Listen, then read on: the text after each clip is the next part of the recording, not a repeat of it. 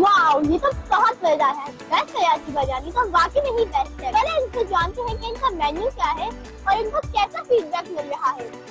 जी, हमारे पास चिकन बिरयानी है 250 रुपए का बिकता है हाफ के जी का, और सादा बिरयानी 150 रुपए में। और अच्छा रिस्पांस मिल रहा है, कस्टमर पसंद कर रहे हैं टेस्ट को, अच्छा फीडबैक दे रहे हैं। तो के नाम नंबर 1 उर्दू बाजार में शाम 4 से शाम 7 बजे तक मौजूद होते हैं और शाम 7 बजे से रात 9 बजे तक सर सैयद लॉज और रात 9 से 1 बजे तक सदाकत क्लिनिक के बाहर खड़े होते हैं। तो आपने खाई बिरयानी? खाई।